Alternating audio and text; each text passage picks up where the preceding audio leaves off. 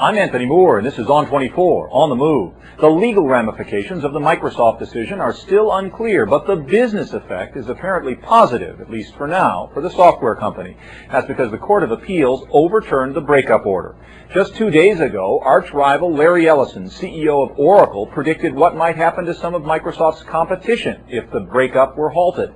He said it would be dire news for AOL. I think their attack on AOL is very interesting. So they're now bundling. Microsoft has always just said, hey, if it's a cool new feature, we'll just bundle it into Windows and make sure everyone can use it. So that's how we got Netscape. That's how we'll get AOL. It's working. We love this. Are they more aggressive? Are they the same type of competitor they were 2 or 3 years ago? Or absolutely. Got to give them credit. Yeah. That they will keep bundling things with Windows and driving people out of business. I think AOL's got a real big problem. AOL has the same problem that Netscape had. I said a long time ago that I got my friends at Netscape. But actually, I don't have friends at Netscape anymore because there is no Netscape. So it's kind of easy. That my friends at Netscape were very upset because a long time ago I said there's no technology barrier to entry in the browser business. Microsoft can build a browser as good as Netscape's. So there's no technology barrier. That's a problem because Microsoft has more cash than Netscape. So there's no economic barrier. So I said, in fact, the thing that made people really annoyed, I said, my cat could write Netscape, write a browser. This is not hard. My cat, you've got to give her a year. She's, she can't do it overnight.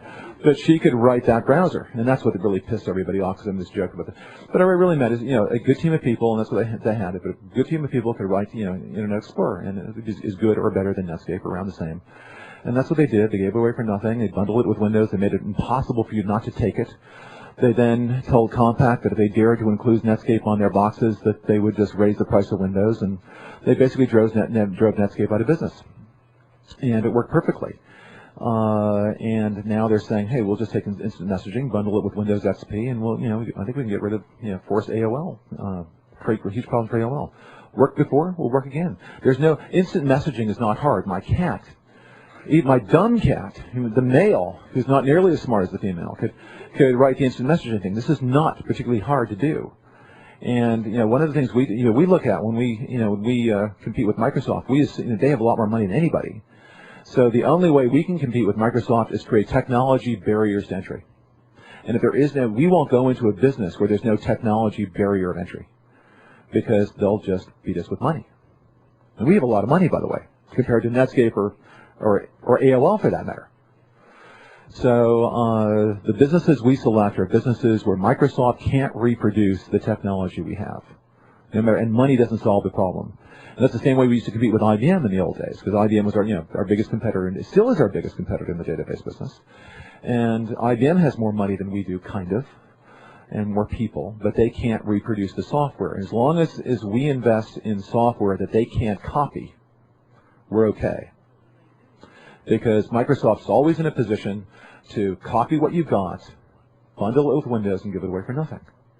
That is their universal strategy. And they'll be able to do that. And, eventually, they're going after Real, and they're going after...